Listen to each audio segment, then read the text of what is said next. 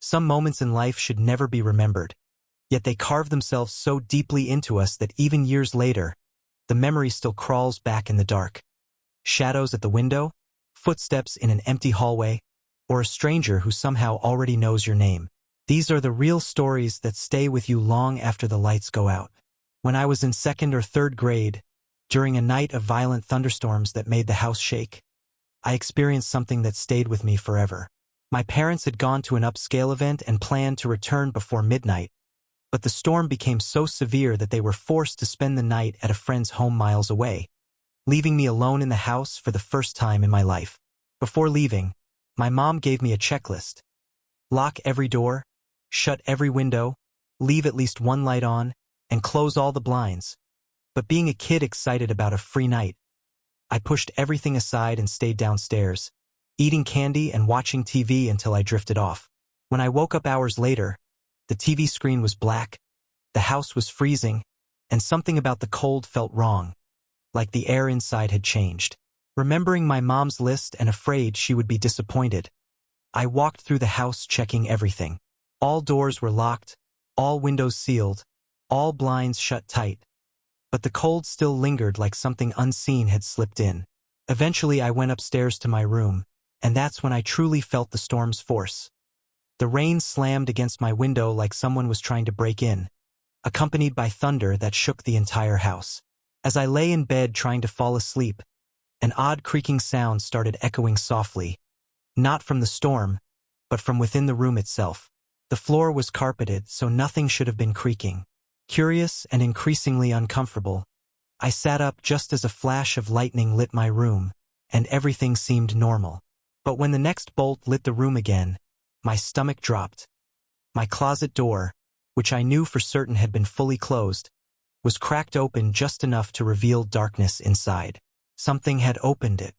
Without making a sound, I slid out of bed and walked to the door as slowly as if my life depended on it, then slipped into the hallway and hurried downstairs where I hid under the dining room table, trembling uncontrollably. After a while, I heard footsteps coming down the stairs.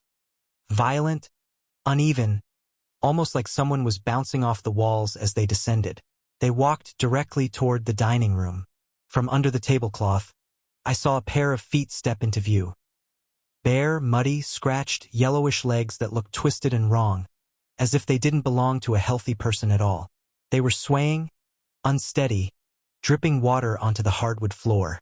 The intruder dropped a wrench inches from where I hid, and I stopped breathing, terrified that if they bent down to pick it up, they would see me. Instead, they stood silent for a long, agonizing moment before stumbling away through the house. After minutes that felt like hours, I heard the front door open and close. They were gone.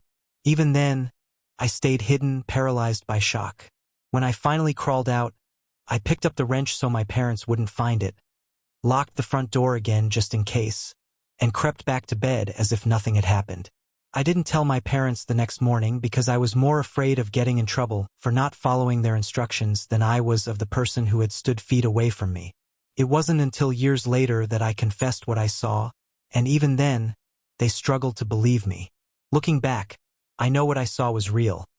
Someone had been inside my house during that storm, someone who didn't walk right, didn't look right, and left without taking anything, leaving me with a fear of the dark that followed me for the rest of my childhood.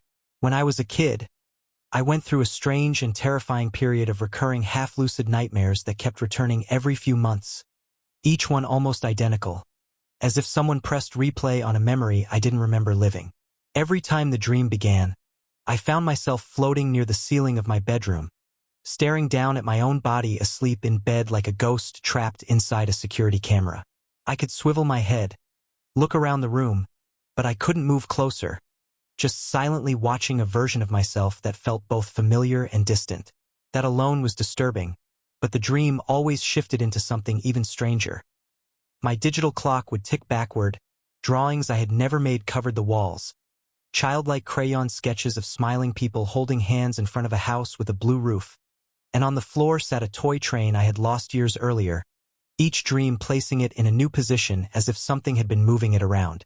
Eventually I would feel a tugging sensation, a pull toward the window, and like clockwork a man with short gray hair and a dark cut on his left temple would appear inches from the glass, watching me without expression. Then he would begin clawing at the window with this slow, desperate motion, trying to lift it open from the outside, and right before the glass would give way I would snap awake, heart pounding. After the fourth dream, I told my parents, but they treated it like a normal childhood nightmare, comforting but unconcerned, and the dreams suddenly stopped for almost 6 months. Just when I believed they were gone forever, the nightmare returned exactly the same except for one horrifying detail. In the dream, the window was already open. I woke into full-body paralysis, unable to move for what felt like an eternity. The cold air from the dream still clinging to my skin, as if the window in real life had been opened too. When I finally got control of my limbs and checked, the window was closed and locked, but the fear from that moment stuck with me for weeks. I eventually told my parents every detail, including the cut on the man's forehead, and the instant my dad heard about the scar, his expression changed. Later that week, they sat me down and told me something I had never known. That when I was a toddler, they often left me with a family friend they called Uncle Brian. He wasn't actually related, just someone my dad knew from college, and apparently he spent a lot of time with me when my parents were working. But something happened. A falling out so severe that my dad banned Brian from ever seeing our family again. And one detail hit me like a punch. Brian had a long, visible scar on his forehead from a car accident. My parents didn't want to connect the dots out loud, but they didn't need to.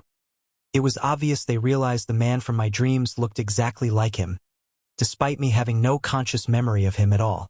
Months passed and the dreams became less frequent, almost fading out, until one night I had the dream again, woke up in terror, and out of pure habit looked toward my real window.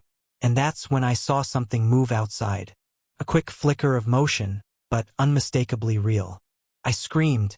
My dad bolted outside barefoot, and my mom clutched me, panicking. My dad returned shaken, whispering that he had found faint footprints in the dirt beneath my window. They pretended to call the police to keep me calm, but deep down I'm almost certain no call was ever made. After that night, the dream never happened again. Not once. But the fear stayed because the questions never went away. Was Brian somehow watching me for years? Was it a stranger who happened to resemble him? Or was it my mind remembering something that had truly happened when I was too young to understand? I'll never know the real answer. What I do know is that something or someone was outside my window long before the night I finally saw it move.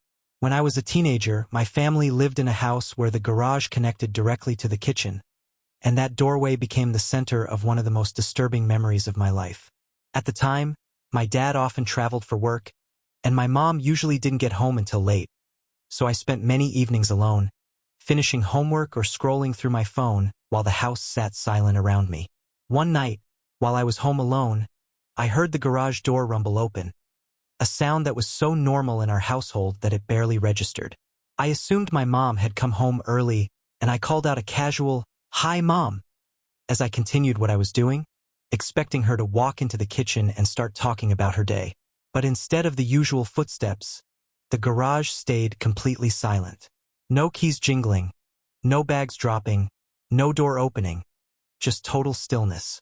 After a minute passed and she still didn't come inside, I started to feel a strange uneasiness.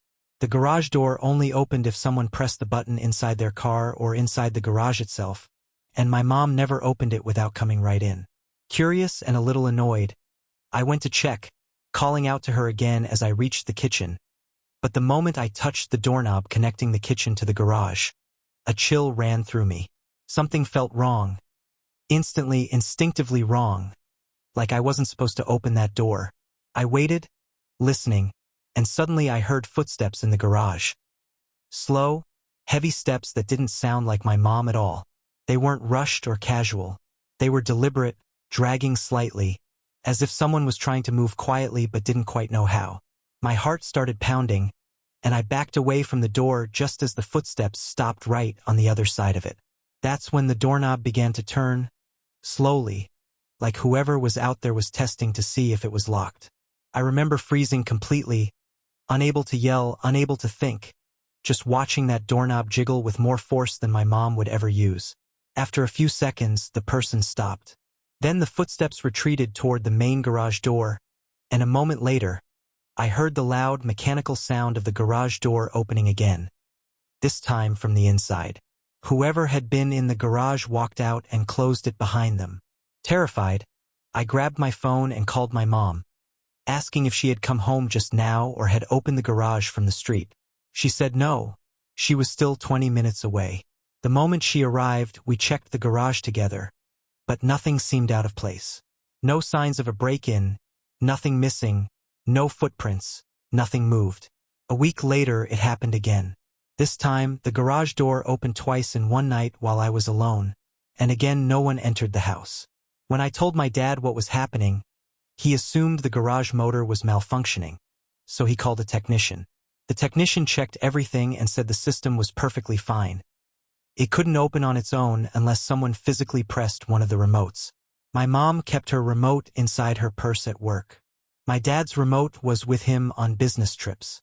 Mine was untouched in the kitchen drawer. That meant someone had been pressing a remote from outside or standing inside the garage. For months afterward, every time I heard the garage door open, my body locked up, afraid I would see the doorknob turn again. The fear eventually faded as I got older, but the memory never left.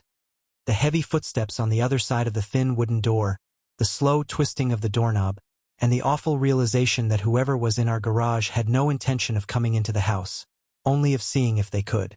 When I was around 10 years old, my dad's job required him to work nights, leaving me and my mom alone in the house most evenings, and although nothing bad had ever happened, there was always an uneasy feeling about being there without him, especially because our house had a long, shadowy hallway that connected the living room to the bedroom area. One night, while my mom took a quick shower, I stayed in the living room watching TV, trying to ignore the eerie quietness that always settled over the house when Dad wasn't home. About 10 minutes into the show, the hallway light flickered, something it had never done before, and out of the corner of my eye, I saw what looked like a shadow move across the floor. At first, I assumed it was my imagination or a truck passing outside, but then I saw it again, a taller, darker shape that seemed like the silhouette of a person walking from my bedroom toward my parents' room.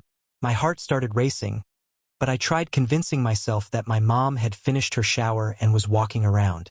To be sure, I called out to her, but she answered from the bathroom just as the shadow crossed the hallway again. This time closer, clearer, unmistakable. It moved like a person, with long strides and a deliberate pace, but there was no sound of footsteps, no creaking floorboards, just the silent movement of a dark figure pacing back and forth. I turned the TV volume down to listen more carefully, and that's when I heard something I've never forgotten. The sound of breathing coming from the hallway, slow and deep, like someone trying not to be heard but unable to fully hide it. The breathing grew louder, closer, until I was certain whoever or whatever it was stood right at the edge of the living room, just beyond my sight. I froze completely, too scared to run and too scared to call out again, and for several long seconds, all I heard were those heavy breaths in the dark. Then my mom opened the bathroom door, calling my name, and the moment her voice echoed down the hallway, the breathing stopped instantly, like someone had held their breath on purpose. When she walked out, the hallway was empty, and the shadow was gone. But I was so shaken that she immediately checked every room, every closet, and even the backyard, but found nothing.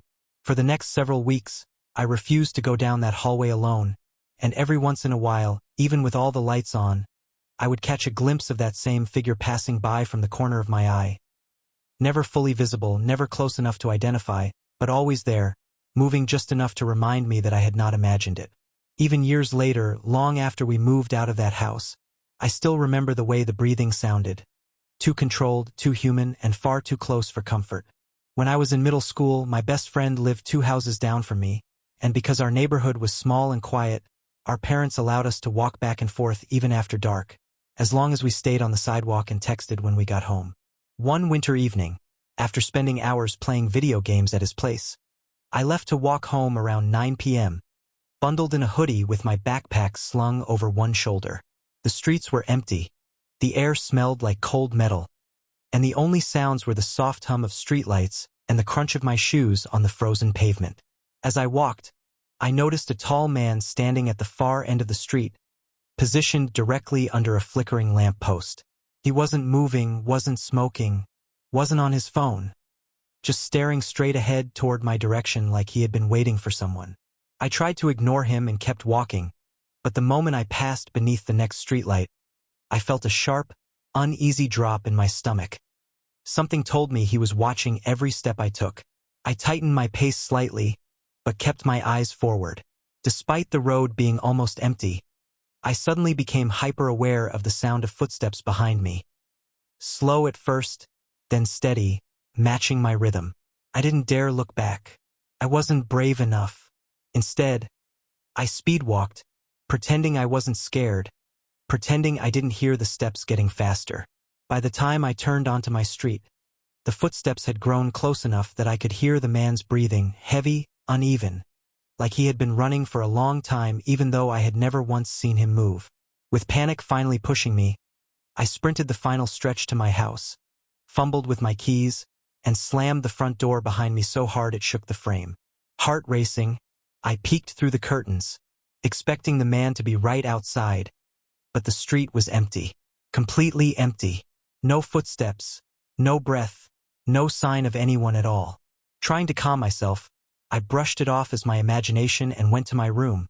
But around midnight, while lying in bed scrolling through my phone, I heard something outside my window. A long, slow dragging sound across the siding, like fingers trailing deliberately along the wall. I froze, listening as the dragging moved from one end of my window to the other, and then stopped directly beneath it. I didn't breathe. I didn't move. Minutes passed, but it felt like hours, and then, tap. A single, soft tap on the glass. I squeezed my eyes shut, too terrified to look. When I finally shot up and opened the curtains the next morning, I found faint smudges on the outside of the window, like someone had pressed their hand against it. I told my parents everything, and my dad checked the security camera footage from the night before. At exactly 9:13 p.m., the time I got home, the camera showed a blurry tall figure walking down the street behind me. But the most disturbing part wasn't the walk. At 11:58 p.m., the camera caught the same tall figure standing at the edge of our driveway, facing my bedroom window. Not moving, not leaving, just standing there, long after I had gone to bed. And then he simply stepped backward into the dark until he disappeared beyond the streetlights. We never saw him again, but for years every winter night, I would lie awake listening for that dragging sound across the wall, terrified that the man under the street lamp had finally found his way back to my window. And those were the memories. Terrifying, unexplainable, and carved into the deepest corners of the people who lived them.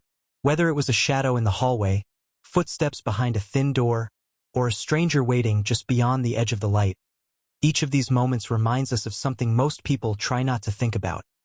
Fear doesn't always come from ghosts or monsters.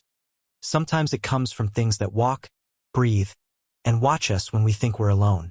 If you made it all the way to the end, thank you for listening, and remember, no matter where you are, no matter what time it is, always trust that uneasy feeling.